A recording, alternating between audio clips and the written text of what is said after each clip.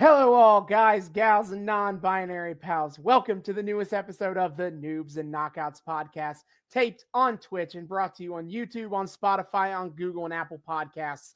I'm Austin. I'm a knockout, watch a lot of wrestling. I'm David. I'm a noob, haven't watched nearly as much wrestling, and I am personally still very deeply offended that Tommy Dreamer is a virgin. Ha! Well, not anymore because he kissed woman. Yeah, he quite literally kissed woman. He kissed woman and he liked it, maybe. I He did because he does it again. I'll talk about Oh. that in a minute. Oh But yes, dear. Oh no. yes, audience, we are back to more ECW. ECW. Specifically, we are so far back in the weeds here, it's still Eastern Championship Wrestling, but not for very much longer. As among Ooh. other things, tonight, this night will reveal the events that led to ECW officially being Extreme. Oh shit, buddy! I'm hyped. I'm actually legitimately hyped for this. If we're like gonna watch like a turning point in real time for ECW, that's gonna be super dope. Yes. So, where we were last here, it was what, July 28th, I believe, Something like 1994, that, something yeah. about that. Something Well, like that. now tonight we are watching the August 30th episode of Hardcore TV. And so, what has happened? Let us set the stage for the evening and where we are going tonight. So, since that episode we watched last time was the first time of Heatwave episode after Heatwave 94, and tonight's episode takes place a little bit after Hardcore Heaven 1994. That was their next big event show. So I'm going to go ahead and use that as a framing device to talk about Cool. what happened, what's been going on. So at Hardcore Heaven 1994, the first two matches, you had Hack Myers and Chad Austin defeating Rockin' Rebel and Tommy Cairo, respectively. They don't really have any story to it, so I'm just going to mention that it happened. But it did set the stage for the next match, a no DQ match for the ECW Television Championship between Mikey Whipwreck and Jason. Uh, I feel like I undersold Jason last time because I admit I didn't totally get the gimmick, but now I get it.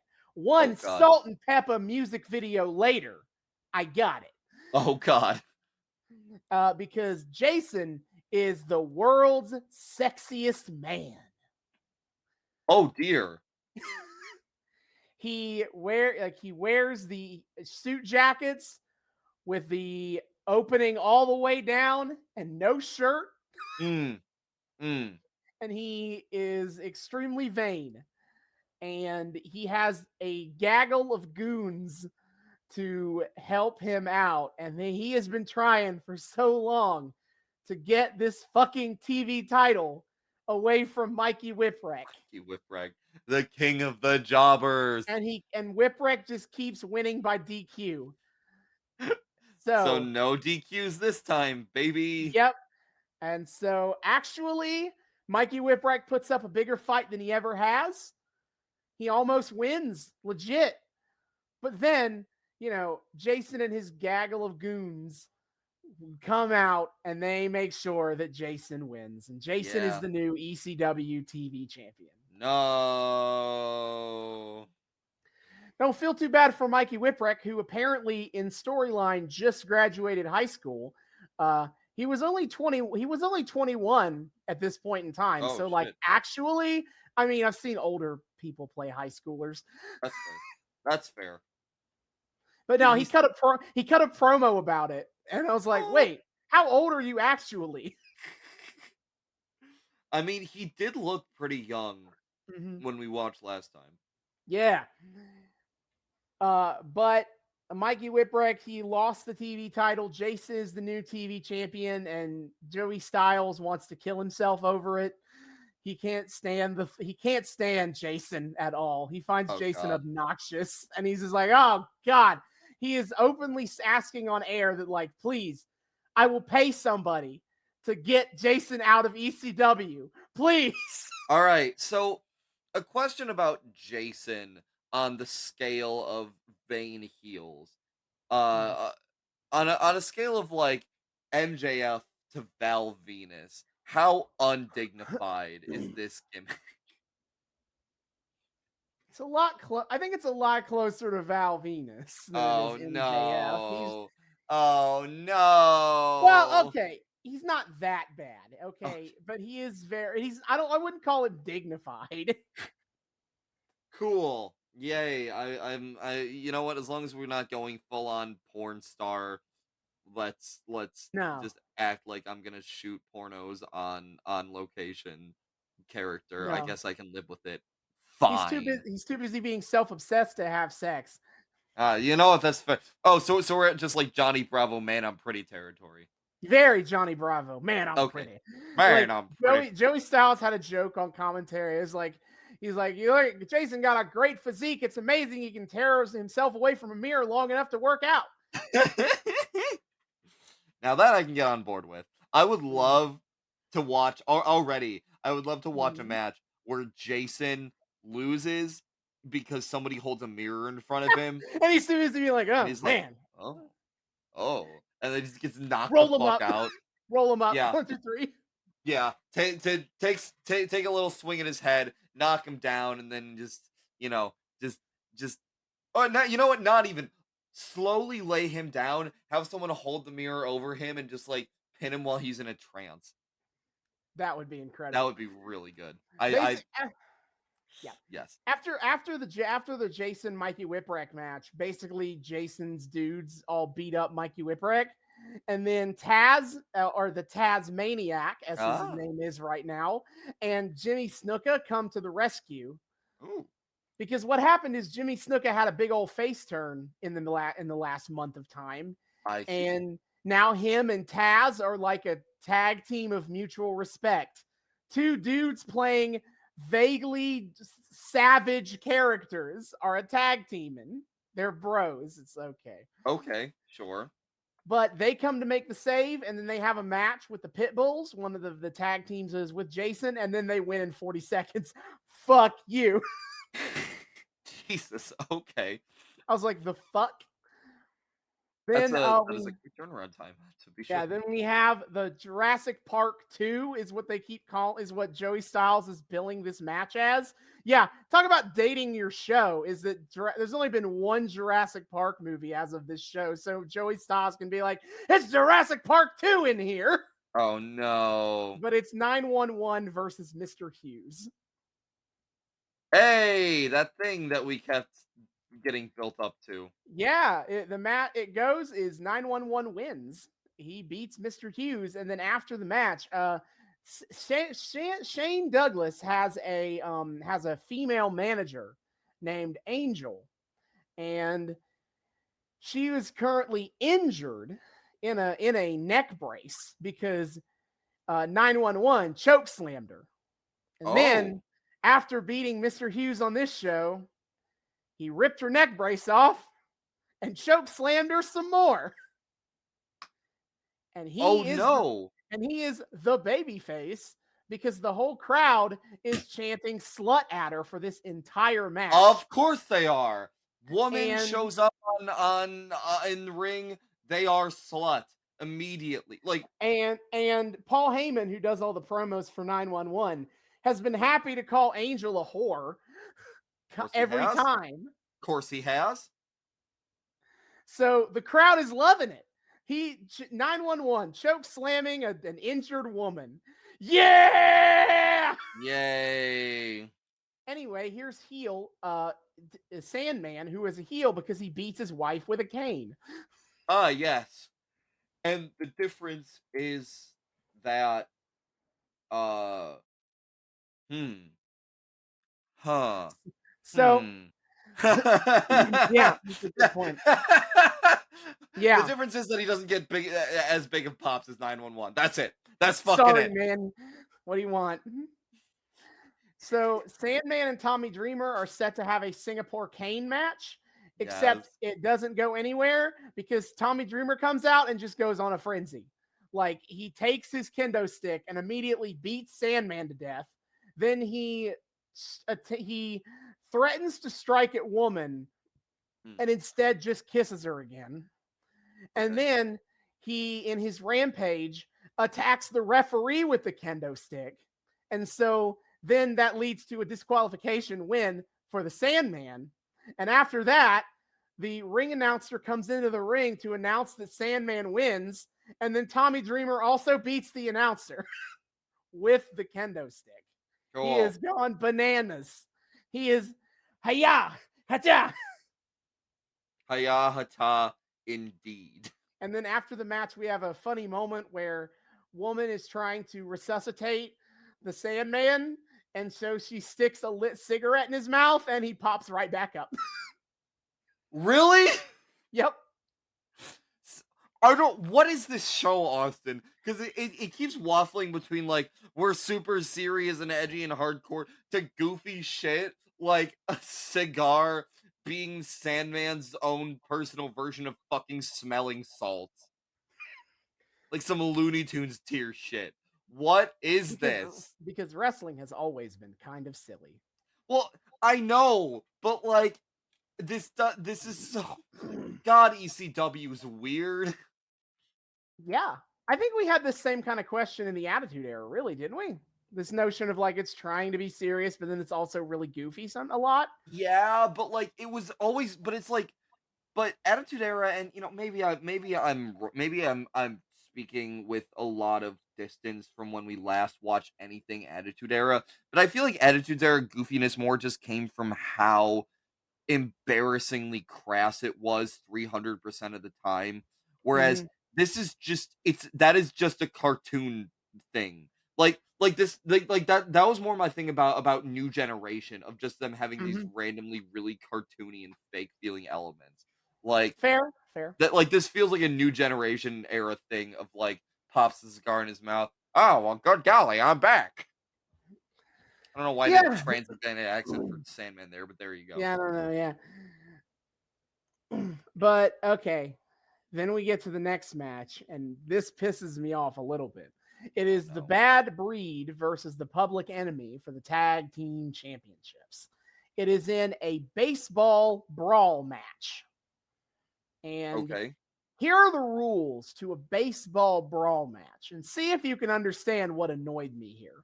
Hmm. It is a normal match where if you pin them 1, 2, and 3, you win the match.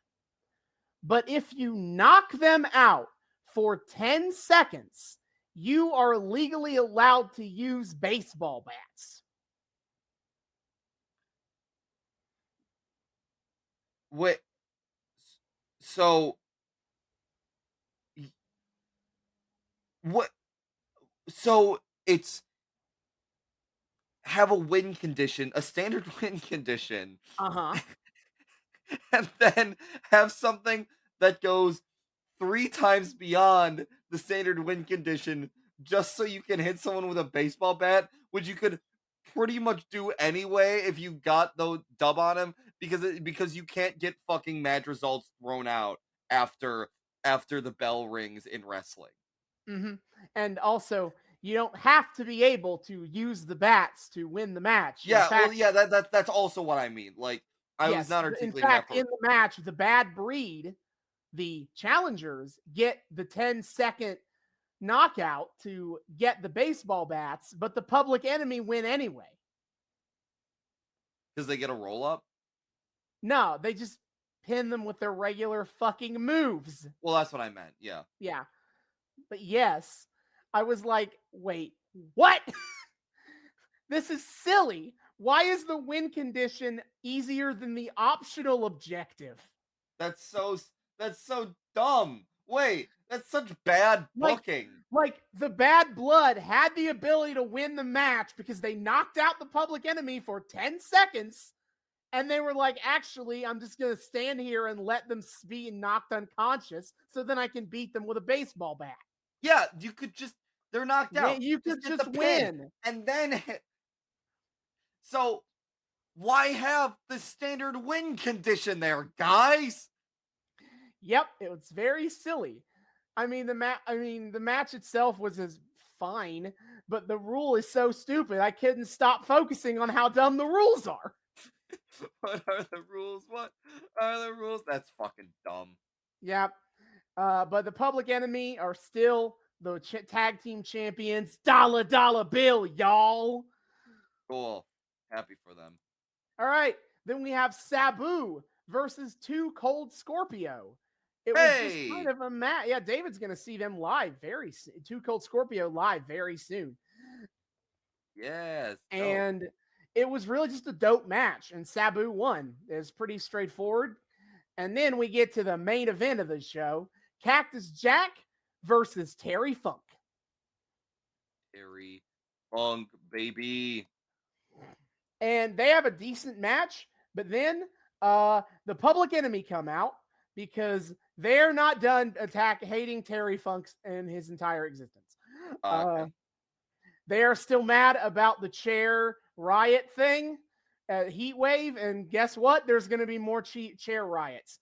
Yeah, you sent me that one clip, and Yeah, Jesus Christ. yeah. So the match goes to a no contest because the Public Enemy show up and kick both their asses because they beat down Terry Funk, and then they're like, "Hey Mick, we helped you out. Take the win." And Mick Foley's like, "I didn't really need or want your help, guys." And then they're like, "You know what? Then fuck you too, actually. If you're gonna be like that." I do appreciate my boy Mick being honorable there, but I'm also a little surprised that Mick didn't take the win there. How much he, just kind of seemed to want to get the bang bang in on Bang, everyone, bang! but bang bang. He But respects Terry Funk a he lot. respect Terry. Okay, you know what? Fair, So lame, but fair. they brawl, and as I sent a video to David about this because he needed to see it. I thought is he at one point is that Terry and Cactus have the Public Enemy beaten down in the middle of the ring after the brawl, and Terry Funk gestures for the crowd to give him chairs, and the whole crowd just chucks their chairs in the ring. Yeah, what the like when we did the first ECW episode, and Kyle and I made the joke about how chairs would be at the sun. I was kidding. I was fucking kidding. That was legitimately I could not see Matt. I could only see chair.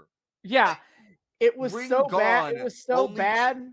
It was so bad that Joey Styles got out of the announce booth to go on the live house mic and be like, "Stop throwing chairs." Did people listen to him? I mean, they did, but is it because they listened or because everyone has already Everyone ran out of chairs. God Who's damn. to say? But either way, the Public Enemy were left buried in chairs. What the fuck? Fuck you, Public Enemy.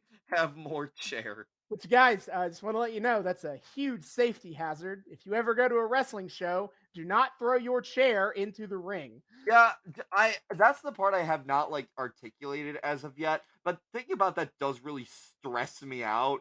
Of just okay, I went a couple months ago to go to a live screening of The Room, and as you do with The Room, you throw plastic spoons at the screen, and that's fine because It's they're plastic. plastic spoons. That shit ain't gonna. But when that happens, a lot of plastic spoons land around you if you are in anything other than the last row, just because people missed. If those were metal folding metal chairs, how did people not just die from it? And fucking on top of that, how is Public Enemy not dead from getting just legitimately buried in chairs, being legitimately chucked into the ring? What the fuck? Thankfully, a lot of the chairs had a good trajectory, so a good arc to it. So all it would take is one errant chair to beam somebody in the head and murder them. Well, it's ECW. There's a certain level of necessary hazard. It's like a splash zone. The splash zone of death, like that. The ECW splash zone of death. Mm-hmm. You know what? That actually does sound on brand for ECW. Never mind. Carry on. Yeah.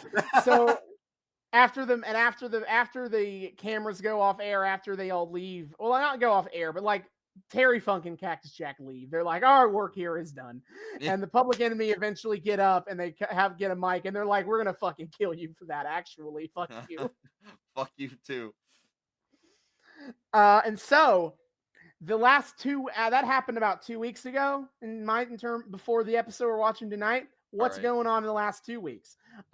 It's all been hype for the NWA title tournament.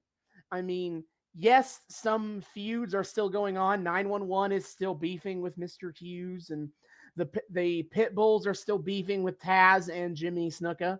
As you do. But it's all about the NWA title right now.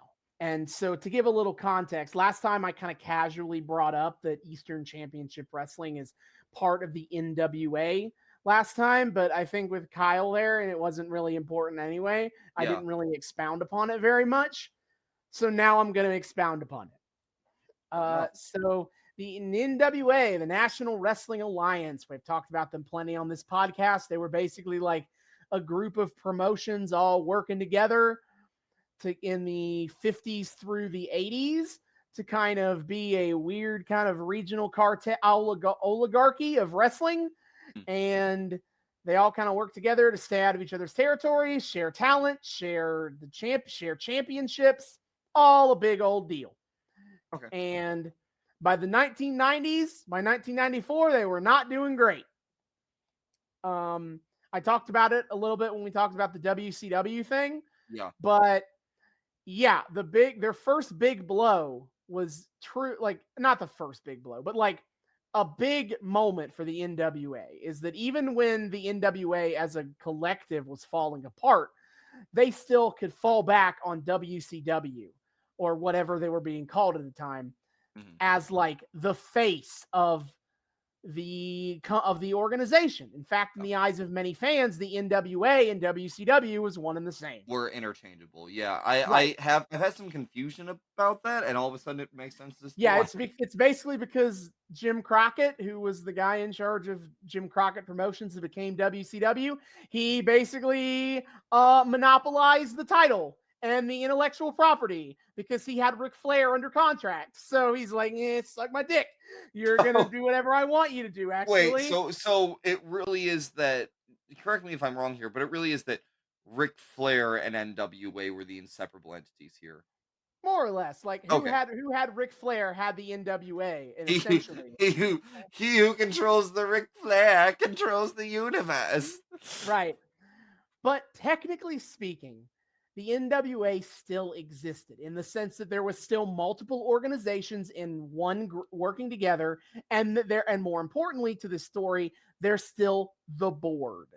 And I don't know if I've ever explained it on air, but basically NWA champions were determined by the board. They were basically chosen by committee. That all the wrestling owners who are part of the NWA, they came together and they collectively decided who was going to be the NWA champion at any given time. Okay. And when you look at big companies like the AWA and the WWF leaving the NWA, the number one reason why they did that is because they didn't agree with who was going to be the collective champion. So they're like, fuck you, I'm going to go make my own champion with blackjack and hookers. Okay. Like that was basically why that's why the WWF broke away. I'm pretty sure that's why the AWA broke away. And it's why WCW broke away. Is because in 1993, the NWA decided to try to big league WCW about this. They were like, hey, now we're still you don't control the NWA. We are still an organization. You still have to get approval from us to do stuff with our titles. Yeah. And the WCW was like, actually, no, I don't. Fuck you, actually. Yeah. And there's a whole bit where they have Ric Flair and then Rick Rude win the NWA title without board approval. There's a bunch of legal threats. And eventually WCW was like, you know what? We're just going to leave. We're actually going to quit the NWA. We don't. Jesus Christ. That I love the wait. So you're telling me the thing that led to the formation of what became the single biggest, like the company that became synonymous in the West, or at the very least in all of like North America, with pro wrestling, um uh it, what led to the creation of WWE was petty bullshit creative differences? Yep. Is What? they wanted Buddy Rogers. WWF wanted Buddy Rogers to be the NWA champion, and they said, "Nah, bro, Lou Thez." And so Buddy Rogers, they were like, "Fuck you, we're gonna be our own company, and Buddy Rogers is gonna be the champion." How about that? So wait, hold up.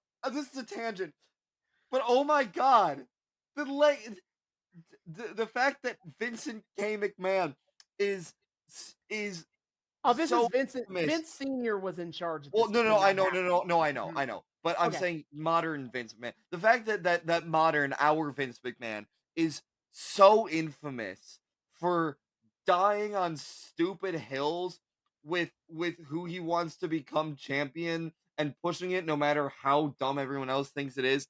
That's a fucking legacy move on his part. Little bit. Vincent. The only difference is that his father still respected the NWA, even though he was like, "I don't need you, and I don't want to be part of your organization anymore." Okay, sure. Yeah, it's the little things, I guess. But yes, Vincent back to J was willing to throw them the respect bone. Is Okay. back to WCW. Is WCW was like, "Ha ha ha, actually, no, I Actually, don't fuck need you." you. And so they go to court over because they're like, "Actually, we're going to keep your title belts too." And they went to court over it, and guess who who legally owned the title belts? You know what? It's probably gonna be the funnier answer of WCW. Yup. They legally owned the belts. And What the so fuck? How did they legally own the belts? because Jim Crockett managed to legally own the belts. So That cheeky bastard! when Ted Turner bought it from Crockett, he got the belts. Oh my god. That's so good, dude. So, after a long, protracted legal battle about it, eventually the NWA got their belts back. And so, this NWA title tournament in August of 1994 is their crowning, like, re-debut. They're like, the NWA is back, baby. And Nice. it was decided that what would be done is that it would be hosted by Eastern Championship Wrestling, because basically Eastern Championship Wrestling had a bigger TV audience than every other NWA affiliate combined. So they were like, "How about we let you be in charge of this?" Yay. Let's create a new face of the NWA that definitely won't like screw us over and go under at some point.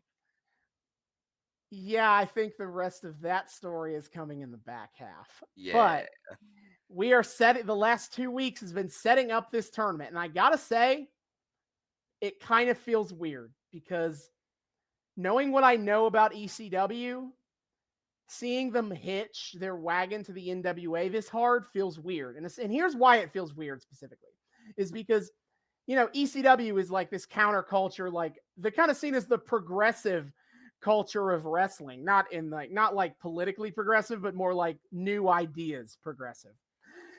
In a stagnant, cartoony wrestling world, they're like pushing the boundaries and all that. And the NWA, especially in 1994, has kind of become culturally the back in my day wrestling culture. And it's still like that today.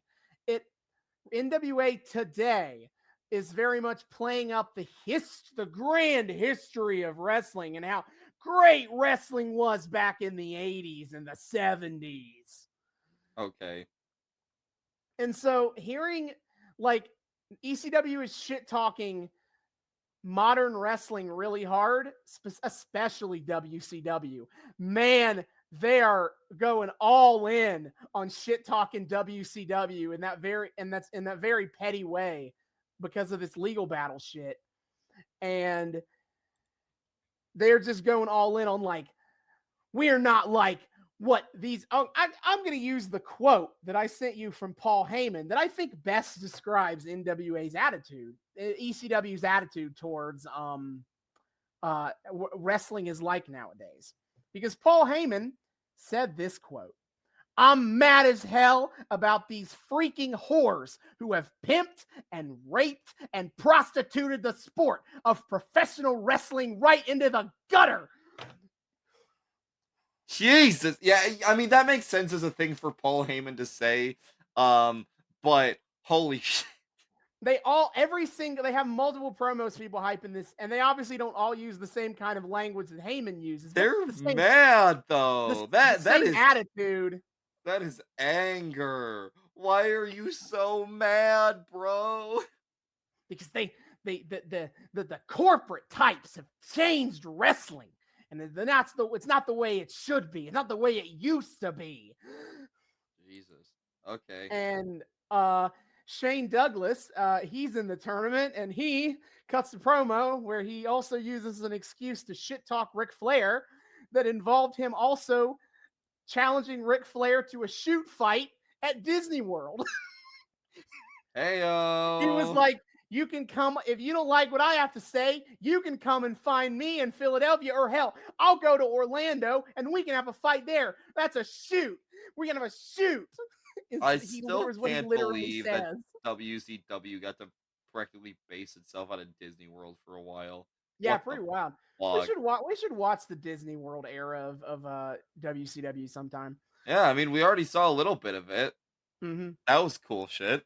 Yeah, but no, shit is wild right now. These NWA promos, but they're also all just talking about how, like, I'm going to be the champion. A lot of these guys are cutting promos, and we have the NWA title bracket, and unfortunately the NWA World Championship Tournament show isn't really available for wide release, at least not enough that, like, we're watching these that have been like restored musically. Lame.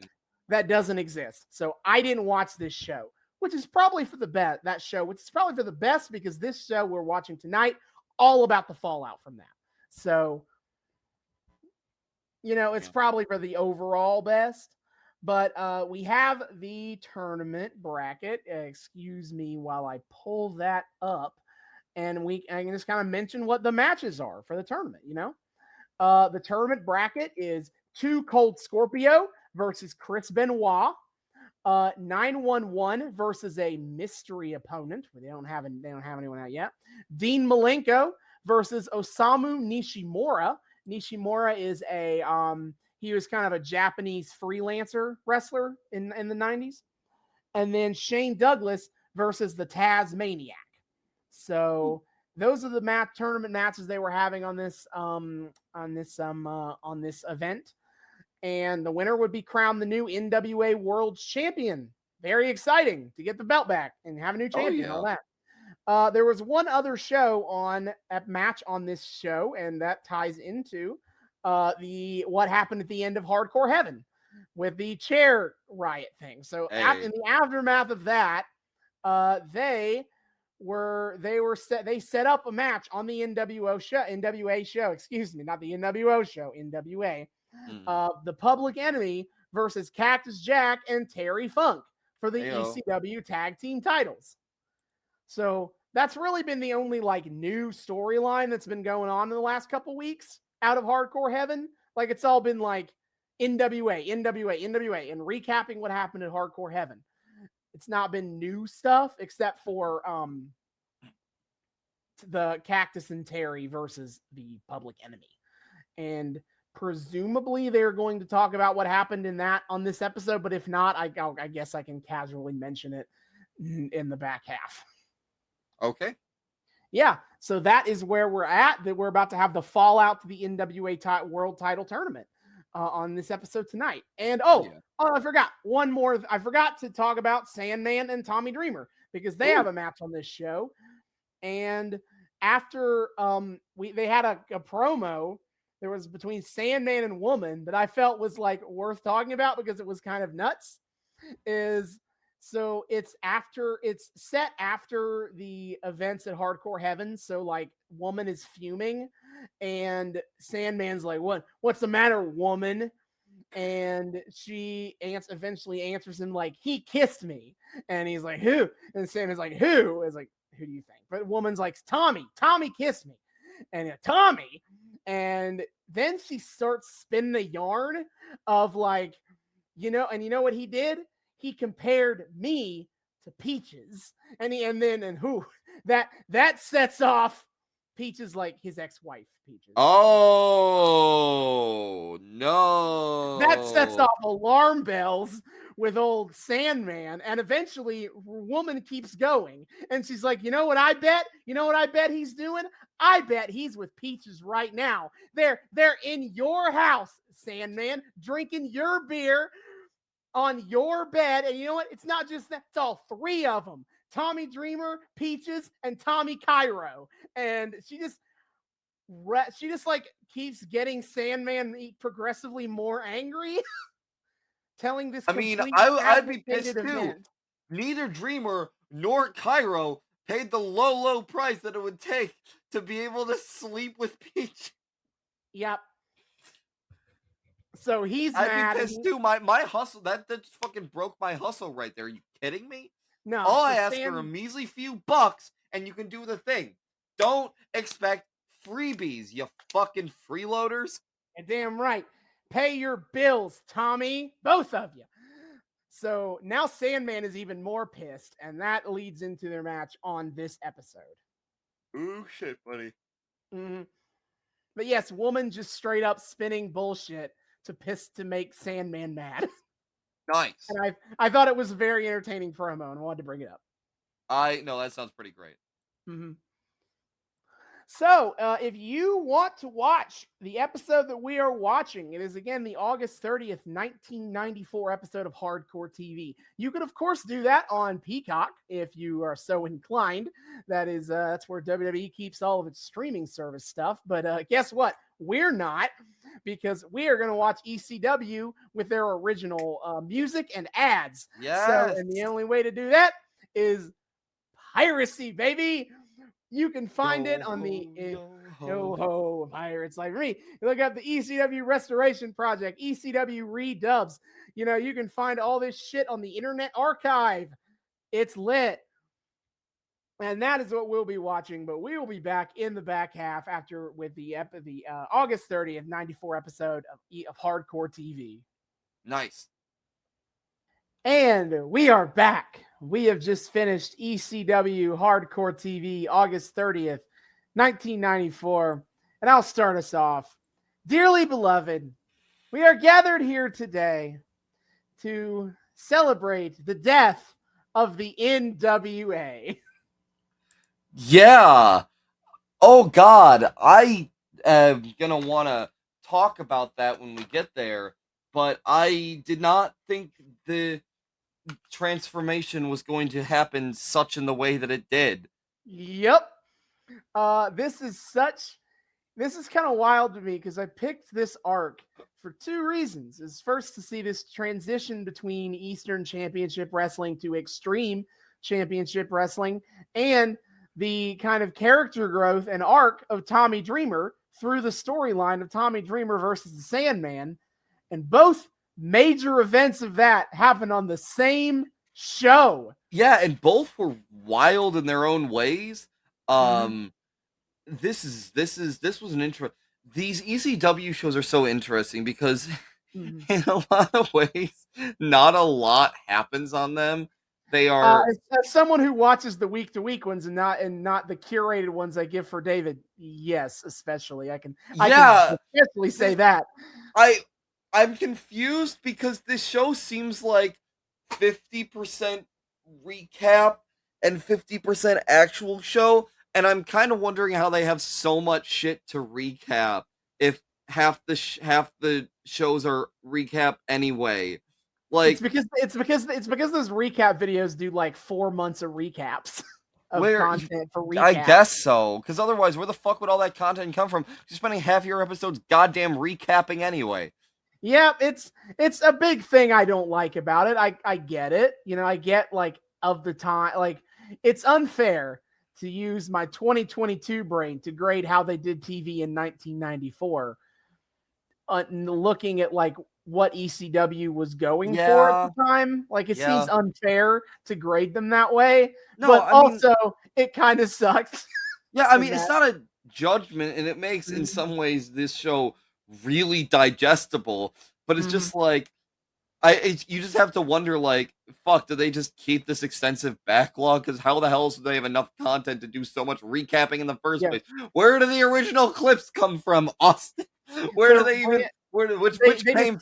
They filmed their house show shit. Which came first, Austin? The content or the recap? That's an interesting question that maybe one day we'll have the answer the to. egg. Yeah. All right, so let's go ahead and get to the first little bit of this show, which we talked about. I mentioned in the first half that the 911 had a mystery opponent in the NWA World Title Tournament. Well, we got the mystery. It's fucking Doink the Clown. Doink's here. I never thought I'd be happy to see Doink the Clown, but it was like a cool little like Leo pointing meme moment. Well, congrats. You're the only one who was happy to see Doink. Because before the match even gets started, the crowd is chanting, "Kill the clown." Dude, everyone is so fucking mad. Even Joey Styles. Joey Styles makes several points to be all over here like, I normally don't condone 911's actions, but when it comes to Doink the Clown, fuck this guy. We hate clowns here. This is not what wrestling is. Murder him, tear him limb from. Like, Jesus, Joey. Tell us how you really feel, buddy. Everyone hates this guy for some reason. Yeah. Well, I'll tell you the reason is I don't know if you could tell from how I've talked about it and what we've seen before, but ECW had a huge anti-WWF and anti-WCW attitude. Yeah, well, I got that. That's what happened there. Is that Joey Styles drops later on? Is that the crowd knows Doink from the WWF and the new generation, and they say, "Fuck the WWF." All my homies hate the WWF. You don't belong here, you fucking clown. Get out. Oh my god. Like, poor Doink was just here to job and get disrespected. Why would he agree to? Is he going to stick around after this? Yes. Yeah. Okay. He has a small ECW run. Absolutely. Okay. Well, that's something at least. I was just like, I was just over here like, is this poor man hurting for money so bad that he just showed up to ECW for a hot second to just lose and have everybody despise him? Mm-hmm. Yeah, I also noted in the opposite direction, I noted a sign in the crown that said 9 bum bum. You know what? That sounds like a great beat. 9 bum bum. Boom. 9 bum bum. Yeah, the match is 911 hits 3 choke slams and wins. He could have won after 1, but the sadistic crowd was like, 1 more. More. Murder, more blood for the blood god. Yeah, this crowd is fucking nuts. Yeah, and once Doink has lost, the line that Styles drops that I got a kick out of was, "One clown down, Bischoff and McMahon remain." I took note of that one too. Yeah, mad. Like, he also makes a joke of like, "Clowns don't belong here. We're gonna send you back to Connecticut," because that's where WWF's corporate offices are. Is Stamford, Connecticut. Cool. Yeah, I mean, look, fuck Vince McMahon and fuck Eric Bischoff. Incredibly based. But I also just love how mad ECW is about the fact that these men exist. Like, they're not even being. They're just like, fuck all of you. No. We hate all of you. We're too good for all of you cheap sellout bastards. Yeah, and then Paul Heyman gets on the mic and it's like, Paul Heyman is here. Yeah, young so Paul Heyman in his backwards hat, and he's got his big 90s cell phone that's a brick. And he's got like the stubble and everything. I was like, who the fuck is this person? He gets on the microphone and he's like, this isn't the clown, this isn't the circus, you don't belong here. This is ECW. And the crowd goes wild. Everybody liked that. If it wasn't technically an NWA show, I feel like he absolutely would have said EC fucking W. I feel like he censored himself. I could have seen it. I could see it. But yes, that is that. And then we have the opening after the cold open. We got the dun dun dun. Yeah, that was the cold open. That's so dope. Mm-hmm. ECW does a lot of cold opens from what I've watched so far. It's cool because it's a format that no other wrestling show really does.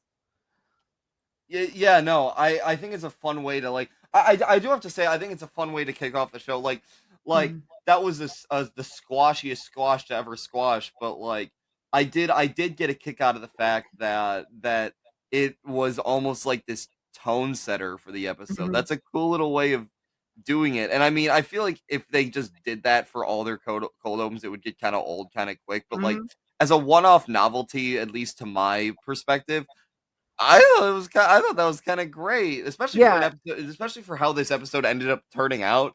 I think that's a brilliant tone setter. Actually, absolutely, yeah. Usually they cold open with just like a recap package and a promo from somebody, depending on what storyline they want to focus on. They don't usually cold open with like a match like this, but yeah, it was a great tone setter. It was pretty sweet. I liked it. Hell yeah. But then we move into Joey Styles in studio to kind of intro the show, which is weird. I'm used to seeing him in The Nest, which is ostensibly where he does commentary. I love what a little dork. I love what a little dork Joey Styles looks like. He's got his little suit. He's got his glasses. He got his like kind of curly short hair. I love this man that like will get on mic to scream about extreme wrestling. He just looks like such a cute little goober. He's got to be a professional, you know? Yeah, I guess so. He can, professional in the streets, violence lover in the sheets or something. I don't know. Well, to an extent. We'll get to that and some of my thoughts on how funny some of that is, but okay. Yeah. So then we get to a lengthy video recap package of Tommy Dreamer and the Sandman storyline.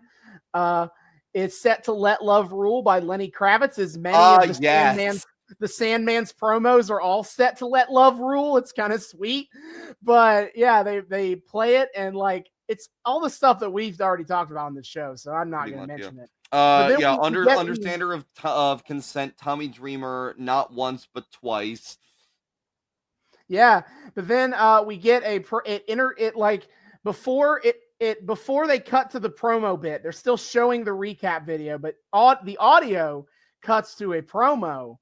And I don't know if that was intentional or bad editing, but it kind of was cool either way in my book, of Woman and Sandman talking. And Woman is like, she wants Dreamer to kiss her feet and get on his knees for her. And that will come up a lot later.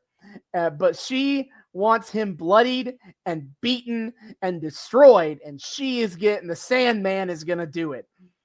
And I love it. We talk about how like Woman is so demanding and Tommy Dreamer is making her more demanding last time. And then Sandman is literally like, see what I got to deal with here, Dreamer? Yeah.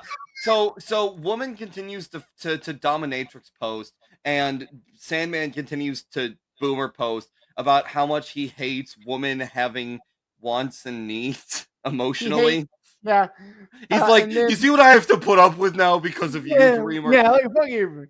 And then he makes a remark of, I'm going to light your butt up. And I was going to joke about how, like, he censored himself for no reason. But then it actually becomes kind of clever when Woman ends the promo by saying one lit butt deserves another because she like lights his cigarette. Cigarette, and I was like, "Oh my god, that actually turned out to be clever." You know what? I'll give that to them. That was cute, and it rolls in with Sandman's cigarette motif. So yeah, I'll allow. That was cute. And then we get a title card, and then like David, fucking 90s ass title cards over here look like they came from an ancient version of Windows Movie Maker. Like, if you said give me like a 90s looking title card, like just the font is so goofy and like they clearly have some like text effect on it to make it look fancy. It's great. Yep. And then our first local ad of the night, Carver W. Reed. I think it's a money loan service. Yeah. But it has this big, long, dramatic shot of this guy it pans down to legs You're only of this alone guy and you have walking nowhere to in. go, and Yep. you lost all options. Where do you turn when you have no other friends? Come to where you're always welcome. Carver W. Reed. I was like, Yeah, this is yeah, we get this incredible. goofy ass shot of this dude like smiling big and like pushing his hand ominously toward the camera to like indicate a handshake. And Yeah, I it was felt very violated in that moment. yeah, it was incredible. Mhm. But after that, we cut straight to the match featuring Sandman versus Tommy Dreamer, and Mhm. I was like, Sandman comes out to enter Sandman. Fuck yeah! Yeah, I mean, You could on the say that nose. you could see it's very on the nose for Sandman to enter Sandman by Metallica, but I would also point it's fucking badass. So fuck yeah. And then Tommy Dreamer coming out to Even Flow by Pearl Jam. I take the time to sing it as he's coming out. No shame. No, I'm But here this, for it. yeah, but then the second match of the night, Sandman versus Tommy Dreamer in a match where the loser gets caned. Yeah, it's technically I feel like they called it a Singapore cane match, but it's not your typical. It's very, I'm pretty sure it's just a normal match where the loser gets beaten with a cane. Yeah. Yeah. And Dreamer, as soon as he gets into he's going hard. This man is lighting Sandman's butt up. but no, seriously, Dreamer just wails into Sandman, and Sandman kind of doesn't get a reprieve for a hot minute. Yeah, I noted right before they cut to another ad, Tommy Dreamer takes a steel chair, he swings it at Sandman's head, he Yeah, ducks, and then Tommy Dreamer hits him in the back of the back with head with it. the Yeah, chair. I was like, insane. the fuck? Yeah, also shout out to this thing having like commercial break, 2 minutes back on air, and then another fucking Oh, commercial break. absolutely weird ad placements here. I What was is not a this? fan. Tubi? Yeah, I was not a fan of Hey, this ad placement at hey, all. Hey, fuck Tubi. We're not in a fuck good place with Tubi. Tubi right now. Mhm. And then we get an ad for Instant Hair Plus, which is like some ad, which is some like spray on that you put on your bald spot to cover it up and make it look like natural hair. I do appreciate that as much as they're trying to be topical 90s extreme TM, they still know they probably have a decent amount of viewership of like dudes who are old enough to be balding, and they're still trying to like pull off this like crazy extreme wrestling shit Dude, just for them. there is an ad that I've had it a couple of times. We didn't get it tonight. It is an ad for the Tickety Bear pack where it's this teddy bear for children to help them go to sleep. So it's like a teddy bear and a book and and it's like a cassette tape where like it's a cassette tape set where like every episode ends on a cliffhanger. So the idea is that like the kids are excited to go to sleep so they can hear the cliffhanger for the next episode the next night. It's the Tickety Bear packet. And I'm like, Fuck? oh my God, this is What on the fuck? ECW. You know, two thoughts there. One, I didn't realize that Vince Russo had a side gig as a children's bedtime bedtime story product promoter with that kind of marketing philosophy. No. Also, clearly the second most demanding demographic of ECW viewers behind men old enough to be balding are young mothers with small children. Yeah, it was hilarious. Like I was like, the fuck is this? but That's so but beautiful. I am 100% intrigued by this notion of idea that they're like, we're gonna like tell this story, like we're gonna give these kids this like cassette tape story with their teddy bear, but we're gonna break it up into parts and have cliffhangers so that they only can listen to one part per night. So they want to go to bed the next night so they can hear the next part. It's absolutely incredible. Alternatively, the creators of Tickety Bear are huge fans of the old Doctor Who serial structure, where all parts that are the finale must end on a cliffhanger. They got fucking Philip Hinchcliffe in here as their head writer. Well, we would know that we would know if I have to get the Tickety Bear story to cassette to know. But if every cliffhanger is then undone at the beginning of the next episode, then we'll know that we'll have cracked the case. I think I somehow get the feeling that has to be the case, right? Like, you can't do like mid-story cliffhangers like that without having some bullshit to stop the thing from being like that catastrophic. It has to. Interesting thought. Okay, so next time we need we need an extra episode of this show. We're gonna go listen to the Tickety Bear cassette tapes and break this down. I would love. We talk about how we go off on weird tangents on this show. Just lean in at this point. Just go find this old fucking 90s product cassette tape teddy bear bullshit and try to do a legitimate artistic analysis of this children's bedtime story gimmick. All right, yeah, but anyway, back to wrestling. Wrestling on my wrestling podcast. Never. Disgusting. But after that, basically the match, Tommy Dreamer hits a DDT on Sandman, and Sandman on the way down knocks the ref over, and so Woman gets in the ring with her kendo stick, and they do a lot of teasing of like, Woman's gonna hit Tommy Dreamer. Tommy's gonna kiss Woman again.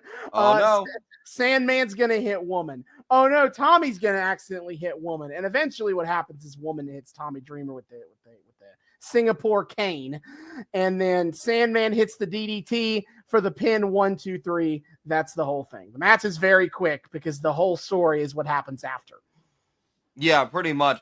I love that this entire match is Tommy Dreamer going to fuck the town on Sandman, and then little bit of shenanigans and Dreamer's down. Fuck you. He's just done immediately. Just immediately. So, okay.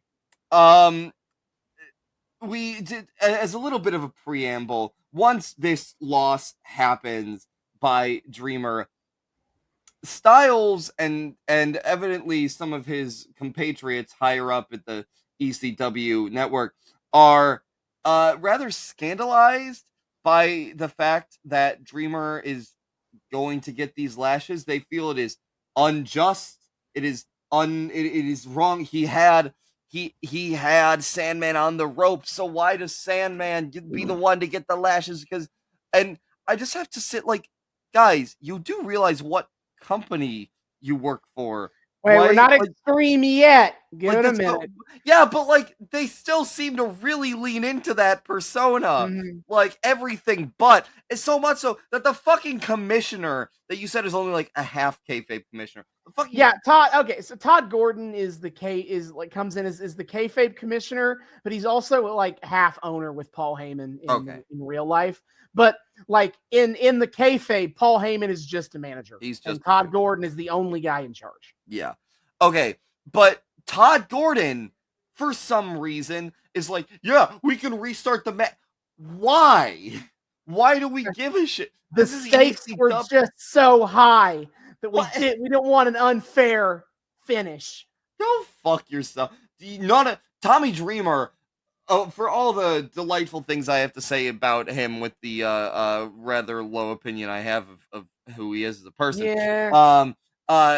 I give him credit. He's the only damn person who knows what company he works for. Because he's basically, no, fuck all of you. I'm taking these lashes. Like that was the rule. Like what do you want from like Todd Gordon tries to get the match restarted, but Tommy Dreamer is like, no, I know what I signed up for. I lost the match. I'll take the lashes. Yeah, and Styles continues to be extremely scandalized by this. Okay, so we go into this segment, and Austin, you will recall, in the past, I think it was the Wrestlelicious episode when I questioned you on the ethics of sneakily making your podcasting partner watch softcore porn with you for our show. I now have to ask the same of just having me watch kink porn with you, because what proceeded to happen, Austin, what we watched for the next like 10 minutes was just a BDSM scene, Austin. It was just kink.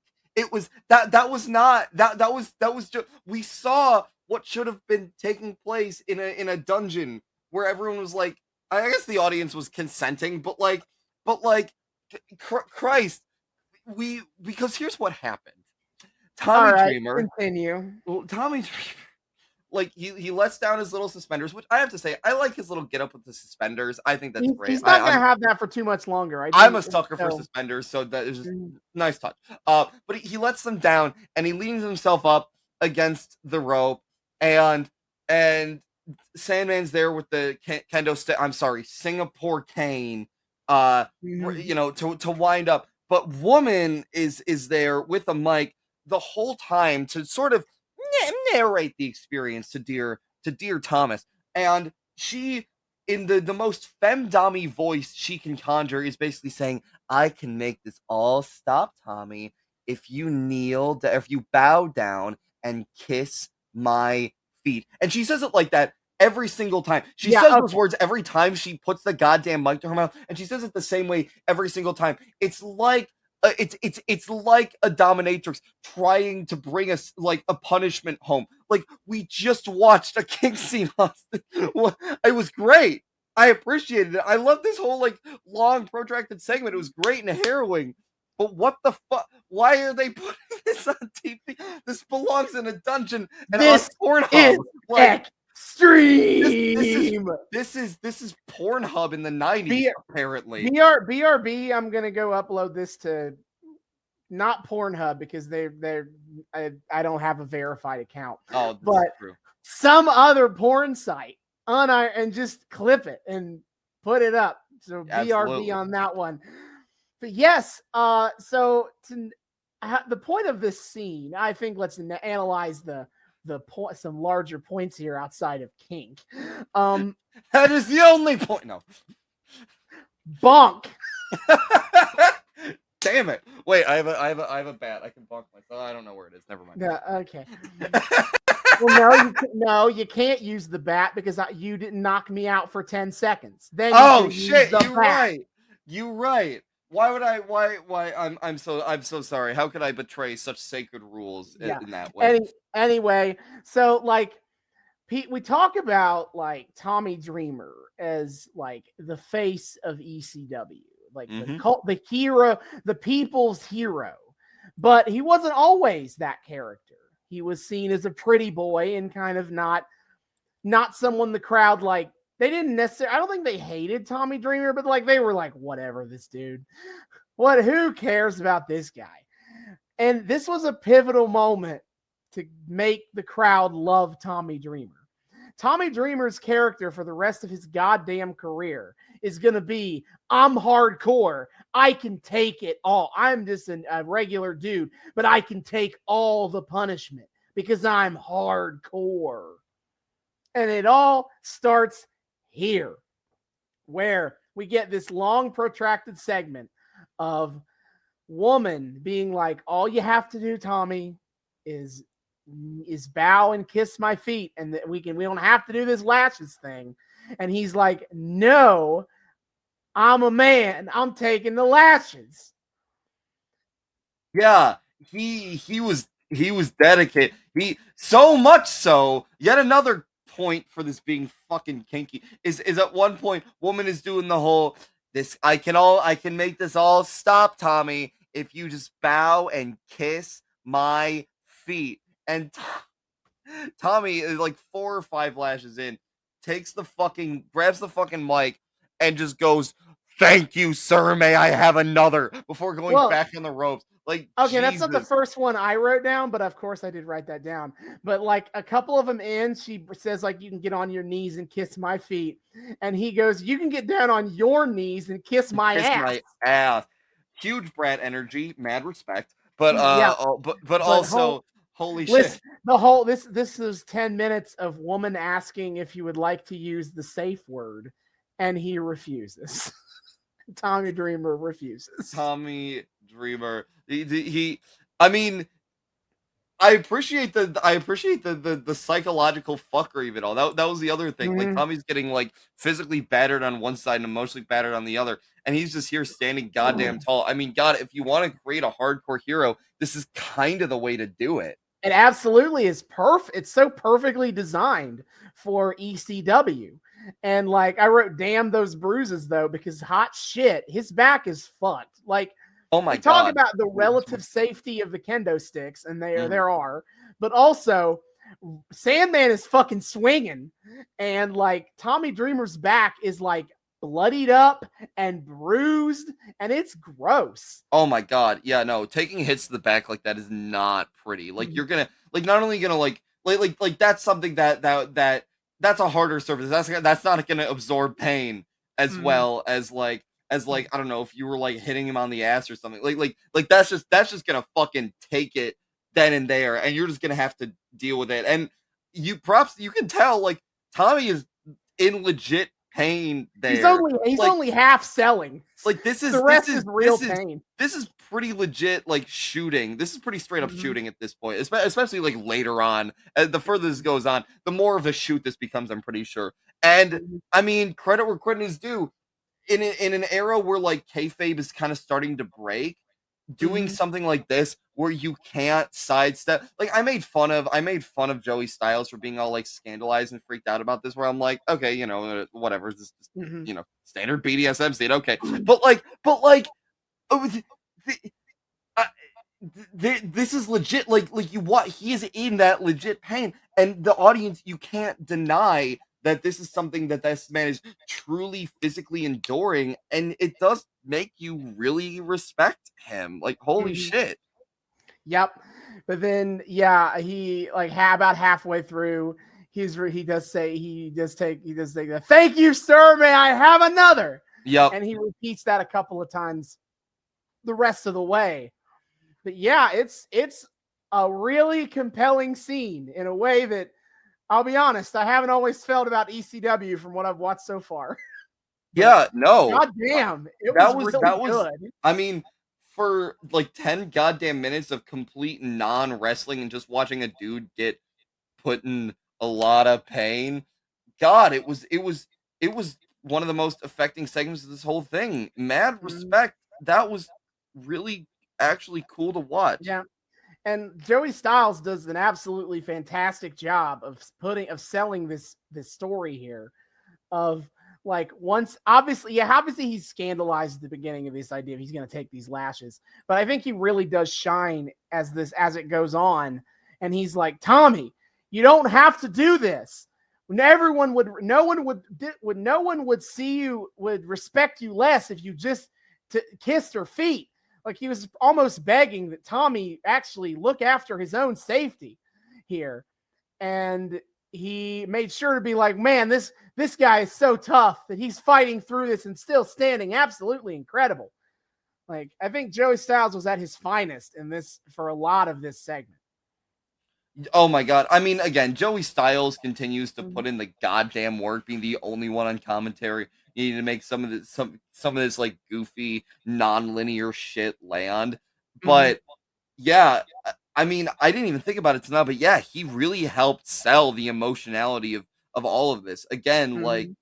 I made fun of him, but at the end of the day, it helped add to the effect that he kind of was trying to be the quote unquote voice of reason here. Of this is such an ordeal to go through. Get out of there while you still can. Just like even as the audience was chanting for Tommy to kind of take like the audience started to get into it. He's like one Mhm. more, take one more. Um, it was cool to have Joey Styles there to kind of be this grounding force for what the quote unquote reasonable reaction should be, and Mhm. to let Tommy of his own accord stand in stark contrast to that and Mhm. be so proud throughout all of it. Like that's the other cool contrast is he doesn't have the concern or fear that person who is not going through this Joey Styles does. He's just, yeah, let's fucking go. God, that's some brilliant writing and performing on their Yep. part. I gotta give And him then props. And then it all ties in because he gets the 10 lashes and he still stands up of his own power and gets in Sandman's face and is like, that's all you got? Yeah, And yeah, he asked for more after the 10. That's the craziest part too. That was the part where I was like, what the fuck? I kind of became Joey Styles for a second. I'm like, no, get out of there. One final act of defiance. It was great. And then Sandman does clock him one more time as after Dreamer turns his back to kind of emphasize that Sandman is a dirt bag. Oh yeah, I mean, fuck this guy at this point. What a piece of shit. Yep. And woman, the maniacal dominatrix calculating all of this behind the scenes. I do appreciate her as kind of like the ultimate power player here too. Yeah. Of Sandman almost just kind of being effectively her hired muscle because this day and age they wouldn't let her, get in ring with someone like Tommy. Right. But I do like that. Mm-hmm. And then we immediately cut to a ad for you can bring ECW to your hometown, to your community, to your school. I was like, this is fantastic. ECW is for the kids. ECW is for on top of that, I think after watching that, I'm gonna have to pass on the ECW hardcore phone line. I don't want to know what those wrestlers are saying uncensored after that. And I especially don't appreciate the option for children to call, even with parents' permission. Children should not be calling that that phone line. Period. Oh God. Mm-hmm. All right.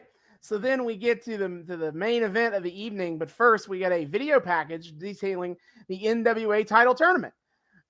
We see Shane Douglas defeats the Tasmaniac. Too Cold Scorpio defeats Chris Benoit. Shane Douglas defeats Dean Malenko. Which Dean, can we talk for a second? Nobody should be taking their selling notes from Vincent K. McMahon, okay? Dean gets fucking spiked on the head and he starts just jolting like a fucking flopping fish. He literally looked like a fish on dry land, trying to flop back to the water sporadically. Like just sporadically. What was that? It was so goofy. It was. I wish you guys could have seen this. It was like flop, multiple times. What? And then Too Cold Scorpio defeats 911 in a ridiculous bunch of nonsense to kind of keep 911 from getting pinned. So what happens is that Doink the Clown comes back out in the middle of the match and just starts beating Paul Heyman's ass. Though we don't get to see it because the only camera that exists is the hard cam that is Paul Heyman and Doink are on the other side of the ring from it. So you cannot see Paul Heyman on the ground getting his ass whooped. But 911 does go fight Doink off. And then suddenly a second Doink appears and starts whooping 911 with a chair. And as we see, the original Doink pulls the hair off, and it's fucking Shane Douglas in Doink getup for some reason. Well, because it's the Mr. Hughes thing, remember? Mr. Hughes and 911, and Shane Douglas is Mr. Hughes's muscle is Shane Douglas. I guess so, but why disguise yourself as Doink for that? Yeah, it's weird. But then, LOL, 911 loses by countout in all this. Yeah. So, fuck that and fuck you. Too Cold Scorpio moves on. And so that means that the NWA tournament final is Shane Douglas versus Too Cold Scorpio. And then we get our next ad of the evening for the Collector's Classic VHS. For $19.95, you can get a collection of classic sci-fi on VHS, including 12 minutes of Star Trek outtakes that are censored for some reason. I don't know why they censored it on the ad. I can only assume that at least 6 of those minutes are just Shatner posting Hog as a joke, bro. And then, in the absolute best bait and switch Yeah. I've ever seen, It was so good. in some classic, buy now and get a second thing free bit. Yeah. They sell a second VHS tape and they show clips of Arnold Schwarzenegger. And they're like, Terminator 2, Judgment Day. And then they quickly throw in it's the making of Terminator Yes. 2. Yeah. It's they're like we'll give you Terminator 2 Judgment Day. And I was like, "Oh, wait, that's actually kind of a dope deal. I would actually spring for that just to get the making of." Well, fuck you, I guess. Yeah. No, you get the making of video. Yeah, They're just gonna 30, throw that 30 out there. whole minute. And you know what? I will give you this. Of all the making ofs to get, T2 is one of the better ones because that's the one everybody likes to meme on of Mhm. oh, look at this brilliant combination of sci-fi and or of CG and practical effects that Yeah. confuse the eye and make you unsure of what's what sometimes. And isn't it so cool? And look at all the cool animatronic work we have go. But like still, what a fucking middle finger to everyone who got briefly excited about the fact that they could maybe get T2 Judgment Day, one of the best sci-fi movies of all time, on VHS for free by buying this other schlock that ECW was hawking at the time. God damn it. Yep. But nope, it's the making of Terminator 2. And then we get to the final match of the evening: Shane Douglas versus 2 Cold Scorpio for the NWA title. My first note: this is wrestling. Clap, clap, clap. Yeah, I mean that it was indeed. Like we not ECW TV matches are usually kind of bullshit, but not always. But from what we've watched on this podcast, the first 5 matches we've watched on this podcast was a bunch of bullshit.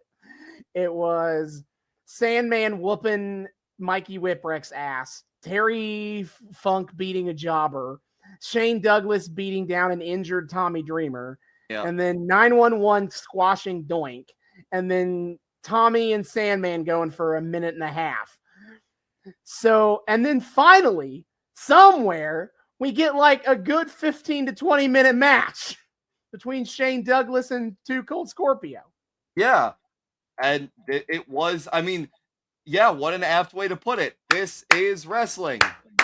Like, no, these are 2 guys who actually are pretty good at technical wrestling, and they showed it off really well in this match. Yeah. Oh my God. No, this was actually a really solid match. I really enjoyed this one.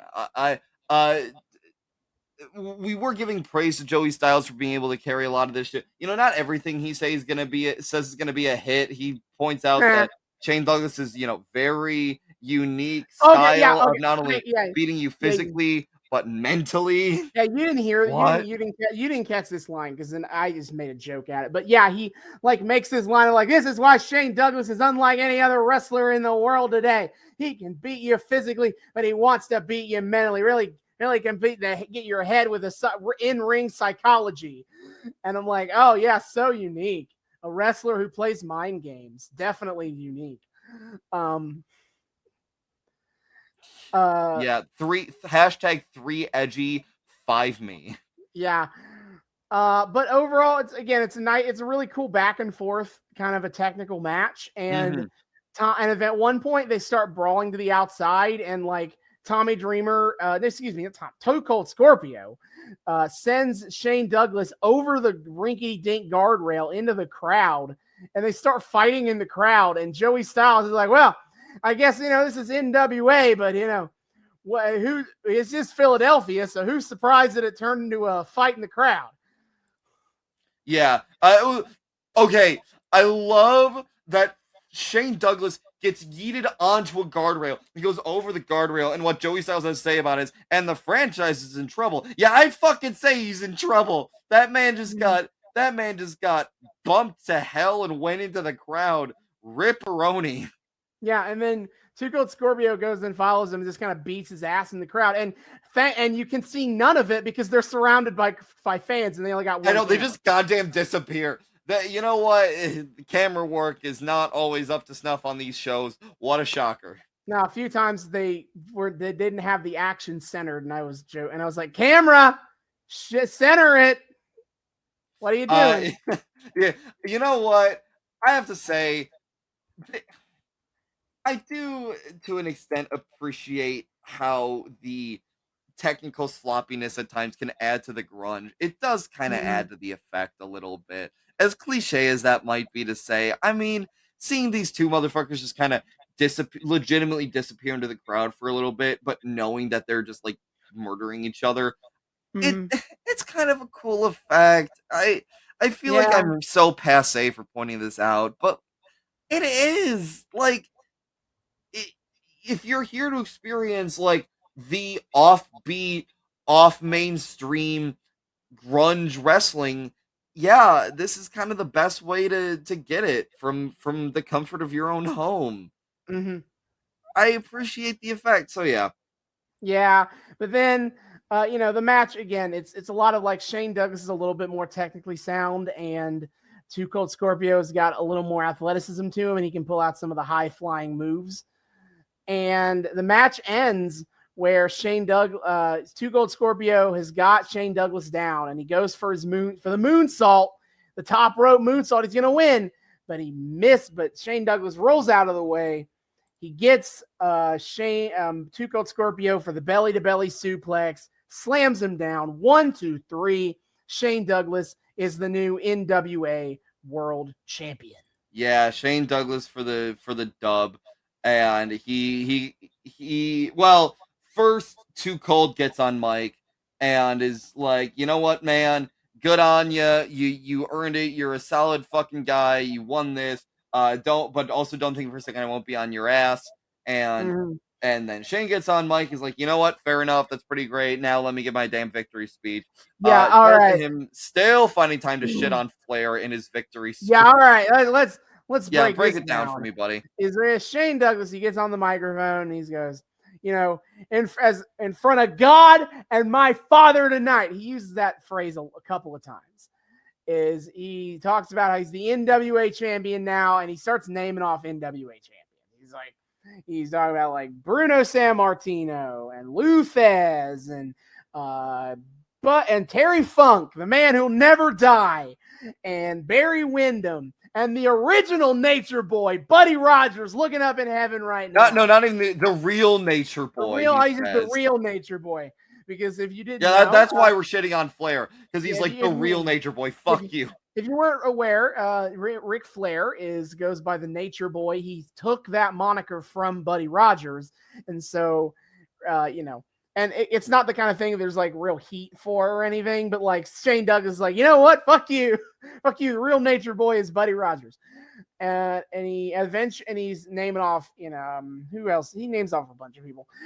He at one point does get to Ric Flair and he like pauses and is like, ugh, I guess I have to say this one too, don't I? Ric Flair. Yeah. And Harley Race and the Fat Man, Dusty Rhodes, because he didn't particularly like Dusty Rhodes either.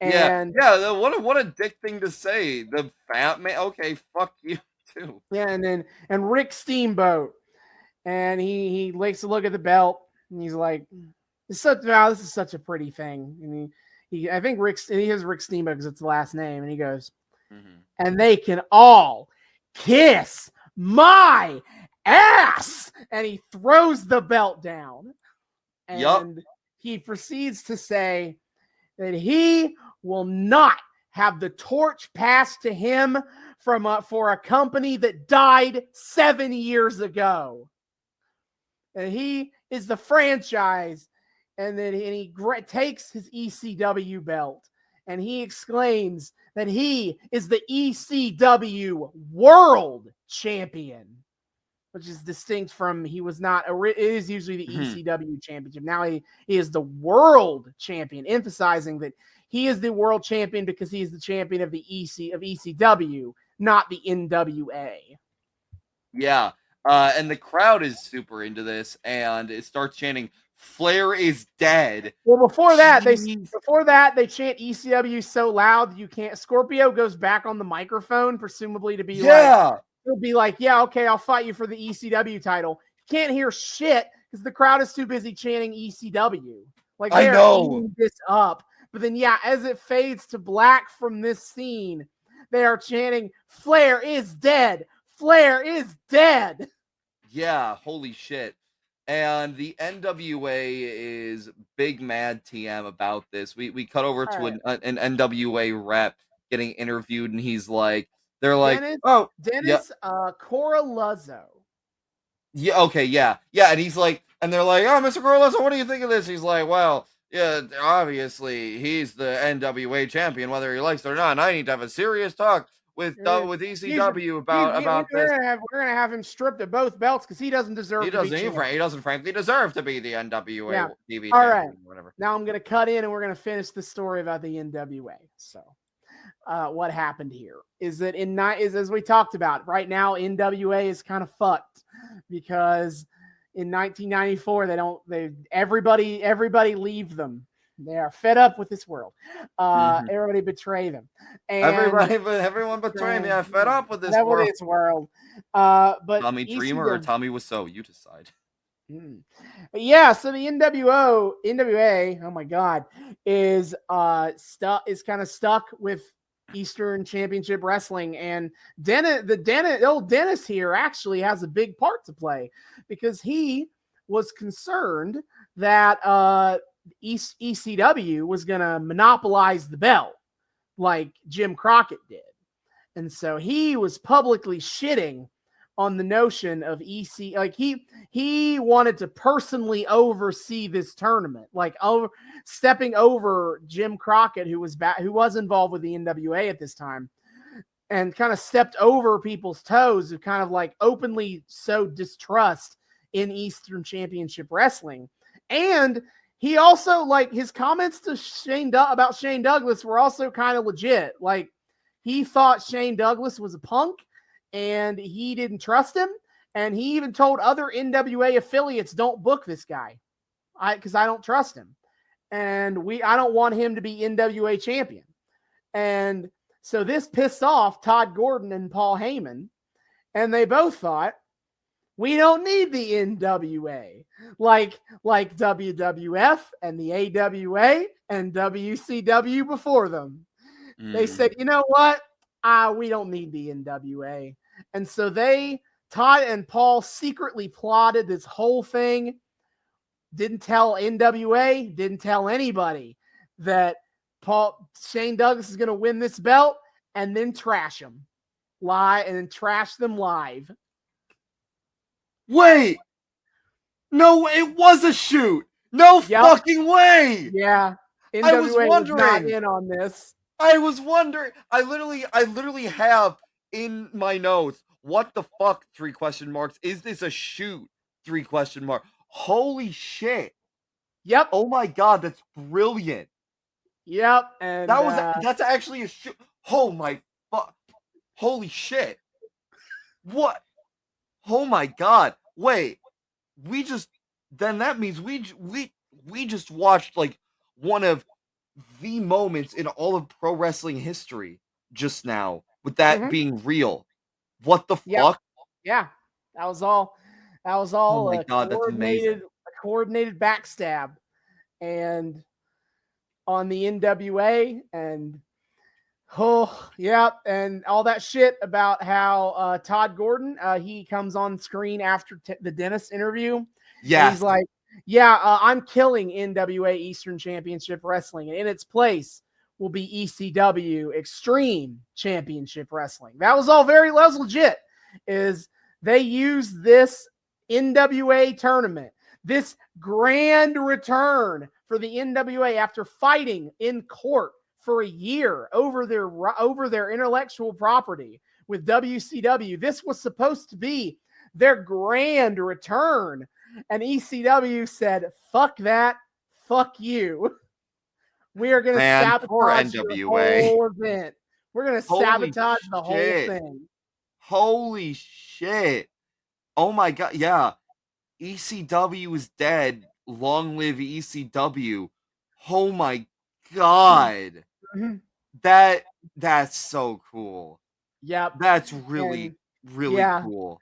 like if you want to plot out the last shred of real credibility the NWA had, really it truly died when WCW told him to fuck off, but like ECW kind of pissed on the grave and made sure they stayed dead. So, what I'm hearing is that after I watched just a live Kink Dungeon scene, you also had me watch just a brutal murder on wrestling TV at the end of this. Yeah, a little bit. Wow. Wow, man, this is wild. No, that legitimately, the fact that that's real makes this one of the most badass things we've Yeah. watched for this entire podcast. Yep. This is Wow. Shane Douglas's career peak. This is his magnum opus, is burying NWA into the ground. That's insane to me. And like Wow. Imagine having that much cojones. Oh my god. they only moderately ever came. Like the closest is like they were originally associated with TNA when TNA was kind of at its low before TNA got bigger. Mhm. And you can guess what happened at one point with TNA. Did TNA TNA also said, fuck them over? TNA said, I don't think we need you anymore, NWA. We're gonna Man. do our own thing. Man, I need the poor NWA to catch a fucking break. Jesus. And then they had a big, and then they come back almost in 2019, and then the pandemic hits, and then they start getting the appearances from the NWA Women's Champion on AEW, and then AEW says, "Sorry, The NWA, NWA, we we don't don't need need you you anymore. anymore." No! These It is poor it boys. is it is in my book, that's the lasting legacy of the NWA, is everybody else saying we don't need you Maybe anymore. it will turn Go out this away. time on the road to hell on the railroad line. NW, I gotta give him props for relentless optimism. What the fuck, dude? Yeah. But yes, we talk about the birth of Extreme Championship Wrestling. It's right here when they broke off from the NWA and renamed themselves Extreme Championship Wrestling. God damn.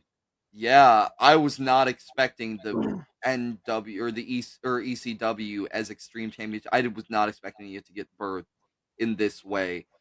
That was that was incredible. That was a masterpiece right there. And I mean, what a way to rebrand. God, I'm just awestruck. That was brilliant. I mean, evil is all hell. Holy Mhm. shit!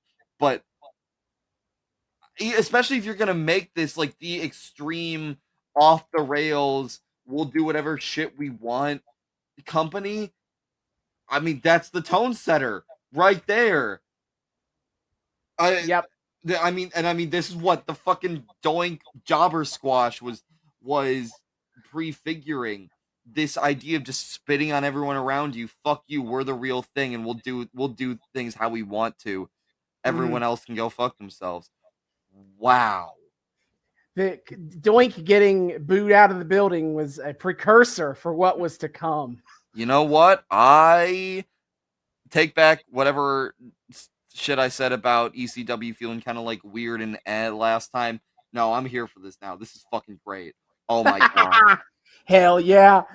And then right before we leave, we get this little bit with the fucking Public Enemy. Man, I cannot escape these people. They get a God, promo every every goddamn single episode. time. I cannot escape them. There's one I will say. But There's one far more bearable than the dumb shit they were doing last yeah, time. because when they come, they sneak onto like the backdrop where they usually do interviews, Yeah, and they like have a spray paint, and they graffiti over Eastern and spell out Extreme. yeah. I don't know why they were feeling the need to be so sneaky there. I mean, at that point, they were just making the sign accurate. I don't know why they were worried about getting caught. Pretty sure the show was over too. Nobody who cares. Yeah, who gives a shit? Like, I I don't think they have like NWA officials on site who are gonna arrest you. Like that's the property of the company you work for, and I don't think they're gonna have much use for that sign after this. Yeah. So I don't know why you feel the need to be so sneaky, but okay, sure, Yeah, sure. they Go have your fun, boys. graffiti extreme, and then Yeah. John and Rocco Rock. Yeah, that's it. It's Johnny Yeah. Grunge and Rocco Rock. I gotta remember. I always forget some of their names. But Rocco Rock is like, if you thought we were extreme before, just wait now. Oh. Yeah, he gets like demon possessed. He's like, just wait to see what comes next. Yeah, Like yeah, he's got that vocal inflection that he does all the time. He has his, oh, I got my gooey voice here, and then I get the down here for this part too. yeah, I mean, goofy as those two chuckleheads are, I have to say, even that was a pretty cool cap off to this. Mm-hmm. Like, I gotta give him props. That was actually pretty legit. Yeah. I think that was a great way to end the episode. Like it was a Mm-hmm. great image. Like they were kind of scowling into the camera, and I mean, after what just happened, yeah, it worked. Even with those dumbasses leading the charge, I kind of felt it. God damn, good on this big moment being so epic that it even got me to kind of be into the Public Enemy for a hot second. Yeah, no, it's Wow. weird. But yeah, that is our episode of easily one of the most momentous episodes of hardcore TV they ever did. Yep. Oh boy. Yeah, we've covered it, but like it's so wild that like the Lashes thing and the NWA is dead thing happened on the same episode. Yeah. That God. This is I mean, how is this regarded in the legacy of ECW, these early ECW? Because this seems like this is a big episode. Everybody loves this shit. Like Yeah. this is a big highlight of Yeah. early ECW. Like this has to be one of the like most iconic episodes of ECW TV, right? Mm-hmm. Yeah, well, probably not thought. People don't usually think of ECW moments in terms of like episodes of TV. They think of ECW moments, but both Yeah, I the moments suppose. but both the moments I have listed on the bottom here, yeah, both of those are like big time iconic moments that like people talk about with ECW. God, that's what I love about this show, dude. Is like getting to visit some of the most iconic moments in all of wrestling, or discovering hidden gem moments. Mm-hmm. And God, when they are impactful enough, like they kind of were tonight, it almost feels like we're there in real time experiencing it ourselves. It's kind of really cool. God, Yeah. God, that was dope. Oh my God. Okay, Mm-hmm. yeah, that was super cool. Yeah. I'm all bought in on the ECW train right now. I thought we were still kind of gonna have some like goofy shit when I can. No, I'm here for it now. Yeah. This is super cool. We God could damn it. we could probably stop here, but there are a few more things from this Tommy Dreamer Sandman stuff I'd No, like to hit please, on. So we will get to please. that in the future. As Hell for yeah. next episode, now, if you're used to our regular schedule, you would normally What what we regular would schedule? well, we usually have a pretty decent pattern of like of what order we hit things in. Mm. And normally we would have the finale to the Katie Vick arc, incredibly. But here is the thing, is if you're keeping up with the numbers, our next episode is episode 69. Nice. Now, nice indeed. And I thought to myself, there is no better time for us to have our first episode with this subject matter than on episode 69. Oh God. And so next time on episode 69 will be our first episode of TNA Impact. Oh my God. Oh my God. Oh my God. Yes. Yes. Yes. Big Papa Pump, here I come. Oh yeah, Scott Steiner is on that episode. I can guarantee you that. Yes. I want him to teach me all of the math. Let's go. The numbers, Professor. What do they mean? Yep. That is for next time. Until then, David, hit our plugs. Yes, sir, my friends. my dear, dear friends. Thank you for joining us on yet another very exciting episode of the Noobs and Knockouts podcast. Thank you so much for being here. If you are a returning listener, viewer, what have you, thank you so much for once again welcoming us back into your eardrums, your eyeballs, what have you. We're just glad to have you here. Just keep coming back. It's a good time. You already know that. For people who's your first time with us, welcome. We here at the Noobs and Knockouts podcast like to think we are friendly to both noobs and knockouts alike. So whether you're a longtime veteran fan of the wild, wacky world of this wrestling, or you're just a brand new person who stumbled into all this random shit, either way, we here at the Noobs and Knockouts podcast try to make this show for both groups. So we hope you've had a great time here. We hope you would like to continue to come back week after week and have a good time with us. If you'd like to continue to come back and have a good time with us and you're not entirely sure how to do so, well, not to worry, my friends. I have you covered. First of all, you can find us on YouTube. We are the Noobs and Knockouts podcast on YouTube. Hit subscribe, ring that bell. Make sure it turns a nice little solid color so you get notifications every single time we drop a new episode.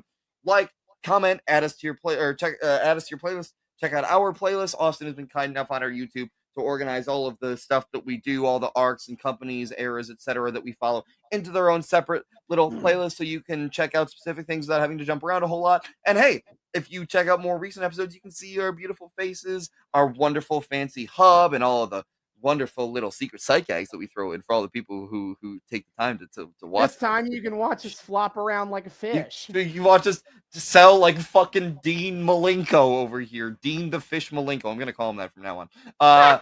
Totally not gonna remember that, but I'd like to hope. Anyway, but of course we also have the audio only options for those who like your podcast visual gag less. You can find us on 3 of the best places to find your podcast. That would be Spotify, Google, and Apple Podcasts. Check us out there. Like us, or not, likes aren't a thing there. Rate us, review us, download us, all that good stuff. Just tell the metrics and the people that, hey, these guys are pretty cool. Maybe more people should be listening to them. I don't know. You can find the Noobs and Knockouts podcast on Spotify, Google, and Apple Podcasts. And then, of course, if you want to be in more direct contact with us, there are kind of these 3 big ways to do it. So first of all, of course, there is our Twitter. You can find us at Noobs and Knox Pod on Twitter. That's Noobs, the letter N, Knox Pod on Twitter. Come check us out there. We post dank memes. We interact with the broader wrestling fandom on a whole. We start discourse and share our hot takes. We post every single time we drop a new episode, so you guys know what the hell's going on. And of course, the highlight of our Twitter is weekly wrestling live tweeting. My friend, what is on the docket coming up? Of course, as usual, on 8 p.m. Eastern every Wednesday night is on TBS is AEW Dynamite, the one show that me and David both consistently watch live. So you can always check that out. But in addition, we also have Impact Wrestling, AEW, and WWE pay-per-views. Upcoming on April 23rd, that's only a week or so away, is Rebellion. That is the match. You got Moose versus Josh Alexander for the Impact World Championship.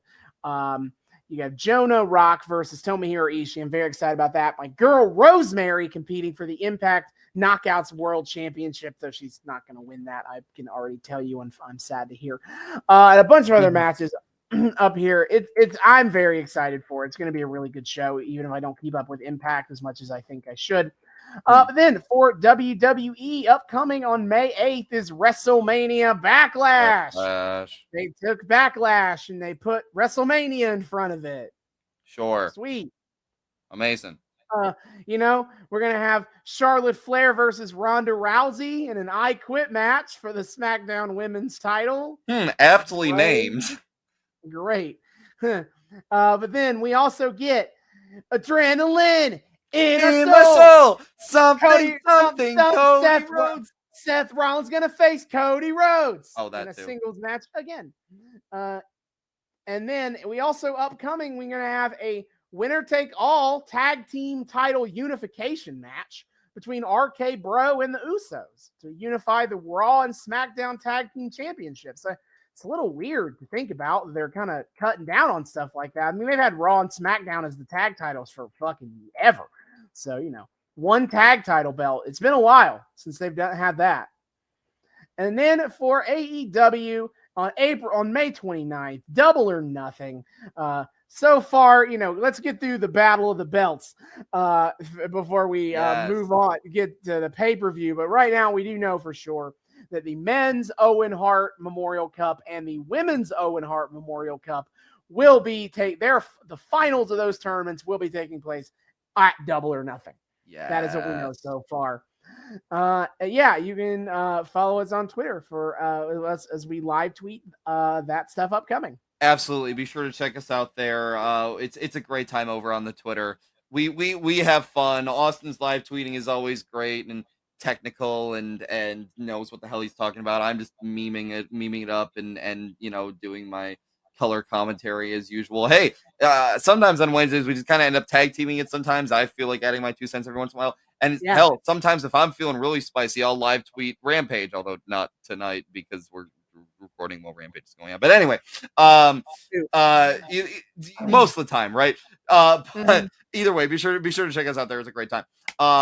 There, of course, also is our email address. You can email us directly at noobsandknockoutspod@gmail.com. That's noobs, the word and this time, knockoutspod@gmail.com. Come say hi to us there. Tell us what you like about the show, what you don't like, things you want to see more of, less of. Will you take requests for, things you might want to see us cover, arcs, eras, companies, general weird wrestling adjacent media bullshit, whatever. Come yell at us for our hot takes or tell us how brilliant they are or whatever. Or just, come tell us that you love hearing our mellifluous voices lull you to sleep night after night. Whatever it is. Just we love chatting with our people. Come say hi. We would love to say hi back. Noobs and knockoutspod@gmail.com. And finally, of course, there is on Twitter our Patreon. We are also the Noobs and Knockouts Podcast on Patreon. $1 a month gets you early access to episodes and a shout out at the end of each episode. See y'all next time. Hasta luego.